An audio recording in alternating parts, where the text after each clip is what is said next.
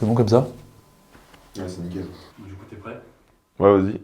Vas-y, quand tu veux. Jadis au Bénin, retour d'expérience. Nous, c'est Jadis. À la base, on fait des interviews de personnes qui ont une histoire hors du commun. Après 1 an d'aventure et une 50aine de vidéos toutes plus inspirantes les unes que les autres, nous aussi, on a décidé de partir écrire notre histoire.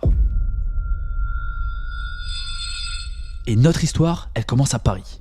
Ok, nous ce qu'on veut, c'est partir à l'aventure, découvrir une culture, un mode de vie atypique. Du coup, on a fait nos recherches. Et là, on est tombé sur des centaines d'articles. Ça va pas être facile de choisir. C'est là qu'un article a retenu notre attention. La Venise d'Afrique, un village sur l'eau au Bénin où les habitants se seraient réfugiés pour fuir la traite des esclaves. Ok, ça m'intéresse. J'ai déjà 1000 questions. Comment est-ce qu'ils vivent sur l'eau? De quoi ils vivent? Est-ce qu'ils ont des difficultés par rapport à ce mode de vie? Et les enfants, il y a une école pour eux?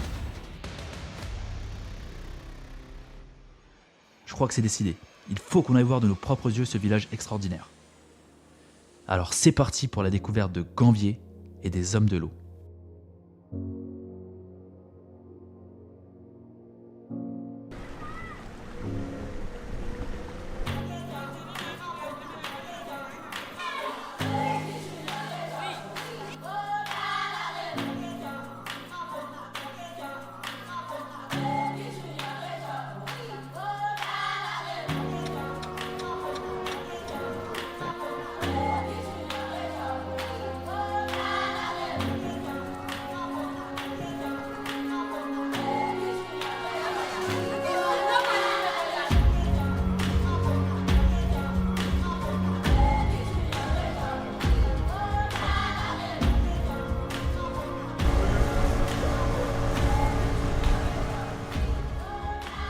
Je suis Romain Dianfan, l'homme de l'eau.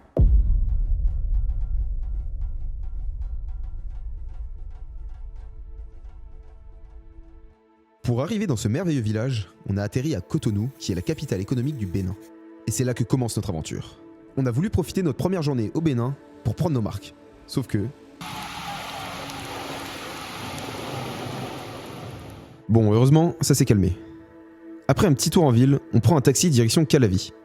Oui, je sais ce que vous dites, hein. C'est pas hyper safe, mais bon, on n'avait pas trop le choix. Nous voici arrivés à l'embarcadère de Calavi. C'est le lieu de départ et d'arrivée des pirogues pour se rendre sur Ganvier. Et c'est là que nous a rejoint Romain, notre fixeur, un natif de Ganvier qui a accepté de nous raconter son histoire. Du coup, on a pris une pirogue à moteur. Et après 15 minutes de trajet, on est enfin arrivé à Ganvier. Sur place, la première chose qu'on a voulu découvrir est l'histoire de ce village. Lors de la préparation de ce voyage, on s'était aperçu qu'il y avait un mythe autour de la création de cette cité.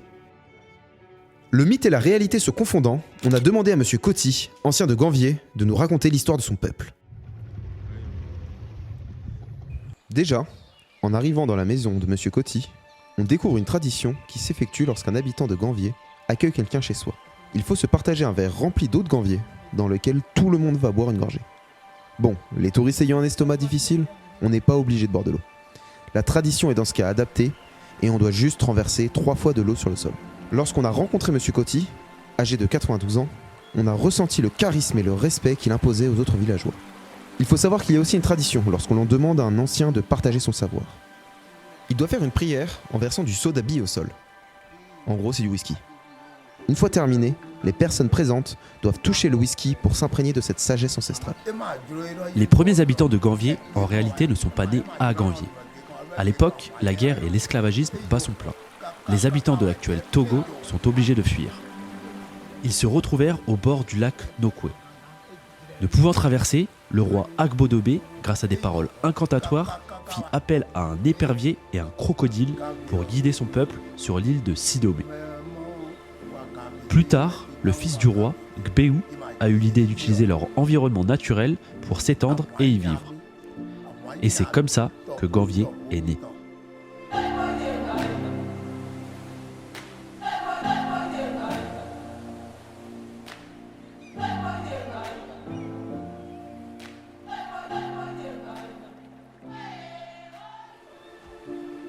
Ce qu'il faut savoir avec cette légende, c'est qu'une autre version est également crue par des personnes au Bénin. Le roi, plutôt que de se faire accompagner par l'épervier et le crocodile, il se serait lui-même transformé afin de guider son peuple vers la liberté. À l'origine, cette cité s'appelait Migan, qui veut dire la collectivité sauvée. Au fil du temps, le nom a été francisé pour devenir Ganvier. On appelle les habitants du village les Tofinous, qui signifie les hommes de l'eau en français. Bon, maintenant qu'on a pu vérifier le mythe, d'ailleurs, à vous de juger si vous y croyez ou pas, on a compris comment les premiers hommes de l'eau étaient arrivés à Ganvier. Maintenant, l'idée, c'est de savoir comment est-ce qu'on vit à Ganvier, comment est-ce qu'on se nourrit, comment est-ce qu'on va à l'école, comment est-ce qu'on fait la fête. Bref, on a plein de choses à voir.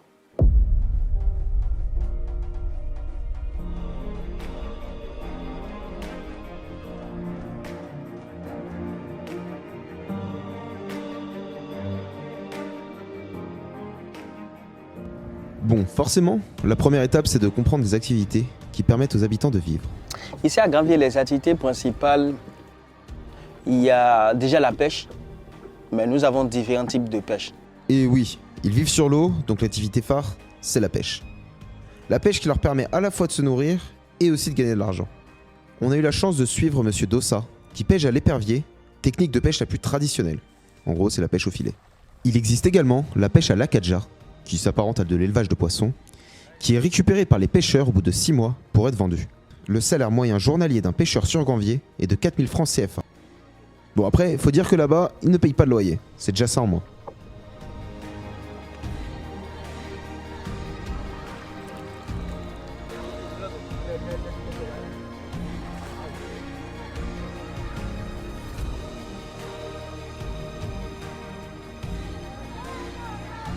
Nous avons aussi le transport fluvial.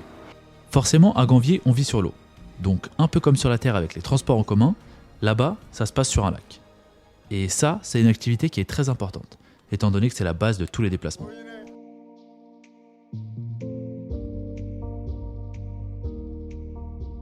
Autre activité économique que je peux citer aussi, il y a le tourisme, bien sûr.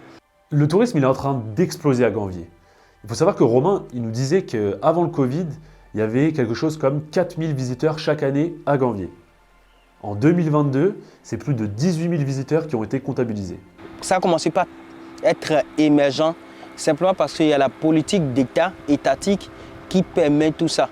Le gouvernement du président Patrice Talon a mis en place un plan d'action à l'horizon 2030. L'objectif est d'accueillir au Bénin 3 millions de visiteurs chaque année, contre environ 350 000 à l'heure actuelle. En réalité, pour le déplacement ici, pour une famille lambda, il vous faut nécessairement 3 pirogues. Un pour papa pour aller à la pêche, un pour maman pour aller chercher les poissons et aller vendre, un pour les enfants pour aller à l'école. À Ganvier, le travail est complémentaire entre les hommes et les femmes. Les hommes pêchent le poisson, les femmes le vendent au marché. Avant d'entamer leur journée respective, les habitants se rendent au marché flottant où ils peuvent acheter toutes sortes de nourriture locale, comme de l'acassa, de l'eba ou bien de la sauce gomou. C'est de la sauce gluante. Avant d'être vendu au marché, le poisson doit être nettoyé, comme nous avons pu le voir dans une famille locale où les enfants sont présents pour aider les parents. C'est quelque chose qui se faisait beaucoup il y a 20 ans, mais de moins en moins de nos jours, car l'école est privilégiée. Moi, je fais partie de cette génération à Ganvier qui, avant de commencer l'école, il faut absolument que ta main arrive ici. Si ta main n'arrive pas au niveau de tes oreilles ici, tu n'iras pas à l'école. Parce qu'on estimait avant que lorsqu'on t'envoie à l'école, la première des choses en réalité, c'est d'aller écrire au tableau. Mais si tu n'as pas la taille pour aller écrire au tableau, le mieux c'est que tu manges à la maison. Le jour où tu auras la taille, tu iras à l'école.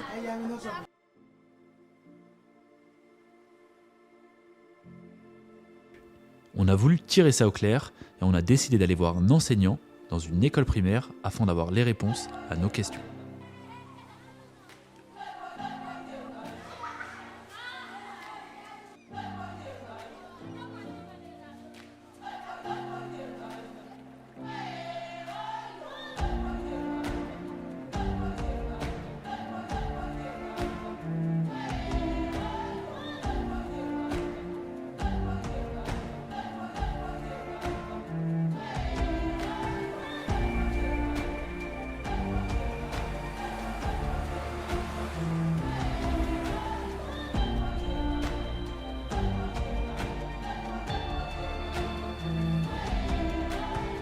Oh, je m'appelle Menabo Ludovic. Je suis enseignant à Gambier, instituteur à l'EPP Guédévier. Ici, c'est l'école primaire publique de Guédévier. J'ai voulu servir à Gambier parce que les enfants de Gambier, ce sont nos frères. Déjà, il faut savoir qu'au Bénin, le système scolaire est plutôt proche du système français, allant du CP à la terminale, en passant par le brevet et pour aller jusqu'au bac. Et du coup, c'est obligatoire l'école pour les jeunes. Est-ce que c'est obligatoire à Gambier? Oui, c'est obligatoire parce que le gouvernement a voulu que tous les enfants, surtout tous les enfants du Bénin et particulièrement à Gambier, là, tous les enfants comprennent la langue. Même s'ils veulent devenir tailleur ou bien artisan demain là, qu'ils s'expriment en langue française. Le Bénin est un pays multilingue, avec une diversité linguistique importante en raison de la présence de plusieurs groupes ethniques. En effet, différents dialectes sont parlés en fonction des régions, comme le Yoruba au sud et le Bariba au nord. Au total, il en existe plus de 50. Il existe 2 langues officielles, le fon, qui est parlé par 25% de la population, et le français, introduit lors de la colonisation, et parlé par 50% des habitants. Le français est utilisé dans le cadre des communications officielles et politiques, et également employé par les médias. C'est pourquoi c'est cette langue qui est utilisée à l'école. Est-ce qu'il y a quand même des exceptions encore de certains enfants qui sont obligés de peut-être d'aider les parents Oui, il y a certains enfants par ici, parce que ici, c'est notre activité principale, c'est la pêche. Il y a des enfants qui vont à la pêche avec les parents. Et bon, si les parents les envoient à l'école, à peine 2 ans, 3 ans là, comme ils attrapent beaucoup de poissons là-bas, ils désistent des fois, ils vont à la pêche avec les parents.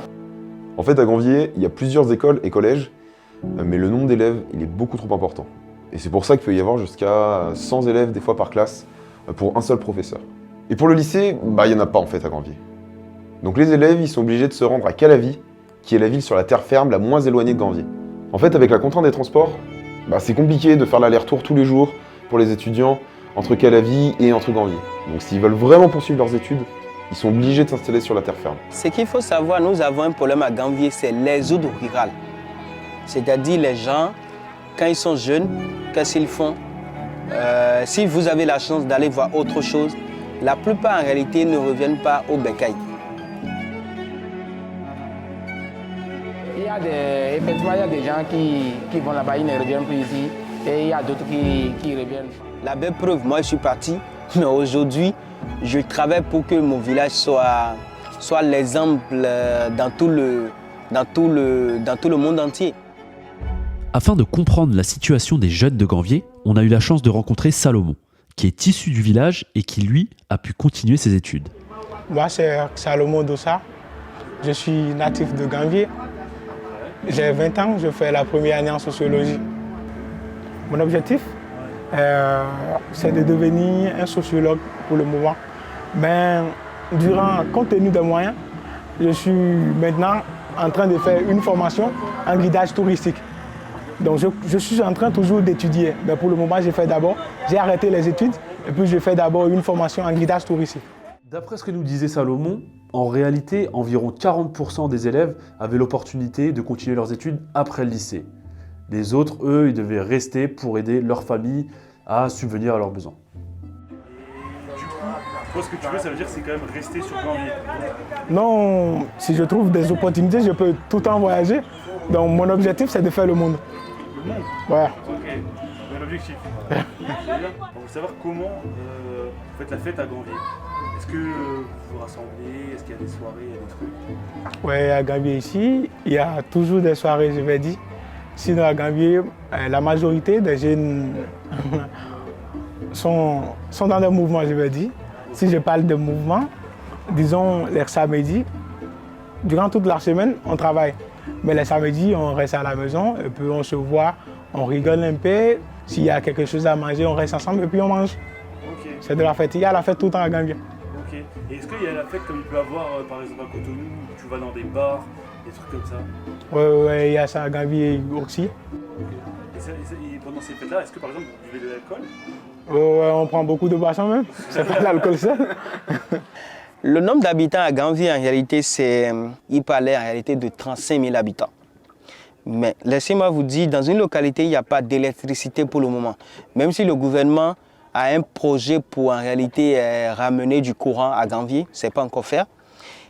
les gens n'ont pas de centre de distraction. Les gens n'ont pas de bibliothèque. On n'a pas des lieux de... Par exemple, on parle de parc d'attraction. On n'a rien de tout ça. Le monsieur, en réalité, il n'a que la pêche pour se distraire, entre guillemets, qui est devenue une activité. Donc, quand il rentre de la pêche, la distraction, la seule distraction, je m'excuse, je sais que je parle au monde entier, les femmes, je m'excuse, mais la seule distraction de la femme, de l'homme en réalité, c'est sa femme. Donc, ce qui veut dire aujourd'hui, la moyenne d'enfants par famille, c'est entre 5 et 8.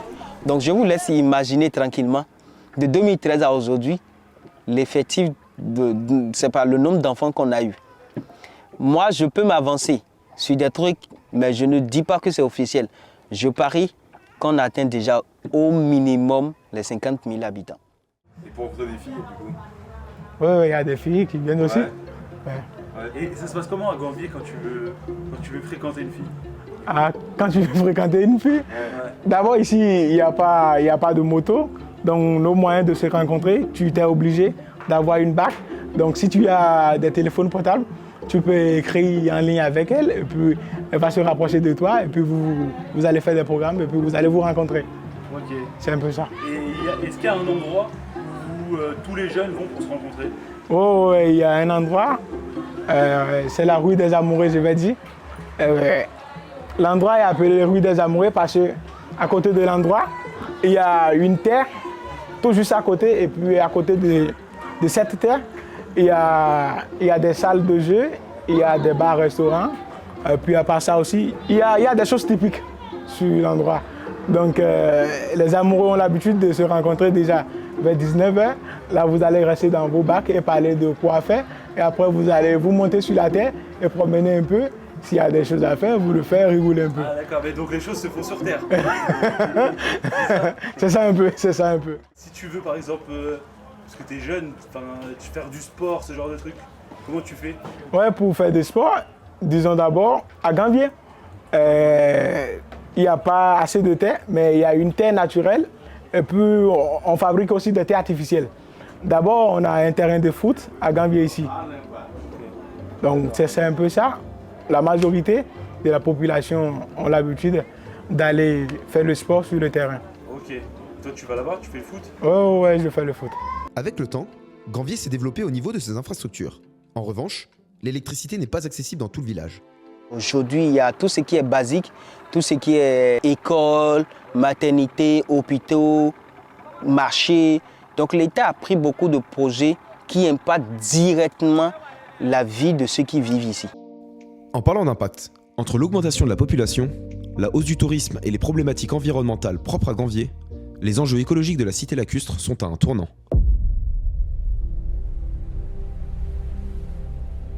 Lors de notre voyage, on a constaté que derrière ce magnifique village se cachaient certaines problématiques environnementales. En discutant avec les habitants, on s'est rendu compte qu'il y avait des difficultés au niveau de la gestion des déchets. Il n'y a pas encore un projet qui vise à collecter les déchets. À Gambier, il n'y a pas de benne pour jeter les déchets. Donc en fait, ils sont un petit peu obligés de tout jeter dans le lac. Et quand je dis tout, je dis absolument tout. Donc ça veut dire aussi bien les déchets matériels, genre le plastique, balancer dans le lac. Et les déchets naturels, la bouffe ou bien même les excréments, jeter dans le lac. Mais il existe les jassins d'eau, qui, de par leur capacité de filtrage des produits polluants, permettent d'aider à la régulation du lac. En revanche, si elles ne sont pas contrôlées, les jacinthes prolifèrent extrêmement rapidement et représentent une menace pour l'écosystème aquatique. En fait, la difficulté qu'il y a avec les jacinthes d'eau, c'est que, comme elles se prolifèrent, elles obstruent énormément les voies de passage. Et du coup, que ce soit pour la navigation ou pour le tourisme, c'est hyper handicapant. Et la deuxième chose, c'est que ça impacte l'oxygène qu'il y a dans l'eau. Et pour la pêche, c'est très néfaste. Donc au final, on se retrouve à cause de ces jacinthes d'eau à handicaper les 3 activités principales de Gambier. La pêche, la navigation et le tourisme. Le tourisme, justement, parlons-en. 18 000 visiteurs en 2022, soit une augmentation de 350% par rapport à 2019. Et ces chiffres risquent d'augmenter dans les années à venir avec la politique du développement du gouvernement. En fait, le tourisme, bien évidemment, ça va avoir beaucoup de bons côtés pour le développement de Gambier. Mais obligatoirement, d'un point de vue environnemental.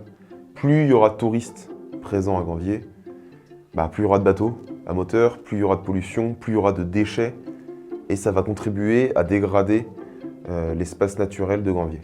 Un des derniers problèmes qui impacte Ganvié est l'élévation du niveau de la mer qui expose la cité lacustre à un risque accru d'inondation. Pour le coup, c'est un problème à l'échelle de la planète que doivent subir les hommes de l'eau. Par exemple, en 2010, le niveau d'eau était ici. Vous voyez qu'il y a un différent ici et ici. Donc le trait là, c'était le niveau d'eau en 2010. Le réchauffement climatique, en vrai, on connaît, mais le problème, c'est que ce qui arrive à Ganvié, c'est avec la montée des eaux, il y a des inondations qui détériorent les infrastructures et les habitations. Et par exemple, les maisons sur pilotis, avant, ça avait une durée de vie de 70 ans. Maintenant, c'est à peine une quinzaine d'années. Donc, ce que plutôt on peut apporter à ce village, c'est, entre guillemets, c'est de résoudre les problèmes liés à l'environnement, trouver des moyens et des techniques adéquats pour nous ramener peut-être, je vais parler de l'électricité, c'est que le gouvernement fait déjà, de la gestion des déchets aussi. Donc, tous ces problèmes existent, donc il faut trouver juste des solutions à ça. Mais l'avenir de Ganvié, je ne vais pas parler des problèmes, mais je vais parler plus des solutions qu'on peut trouver. Parce que moi, je dis souvent, la vie, c'est un challenge. On est déjà né, comme on le dit chez nous, on ne peut que surmonter les problèmes. Et oui, Ganvié doit faire face à certaines problématiques environnementales. Mais nul doute que cette cité lacustre saura faire face à ces nouveaux enjeux sans perdre de son authenticité. Ce voyage à Ganvié restera à jamais gravé dans nos esprits. On a eu la chance de découvrir un mode de vie qui, pour nous occidentaux, peut nous paraître hors du commun. Ganvié, c'est avant tout des rencontres, des visages, des sourires et la découverte d'une culture. Ce genre de voyage qui vous conforte dans l'idée que notre monde est gorgé de trésors à explorer. Certaines personnes appellent ce village la Venise d'Afrique. Et pourtant, l'appeler ainsi, ça revient à bafouer sa beauté, sa culture, ses origines. Alors ici, c'est pas la Venise d'Afrique, c'est Ganvié.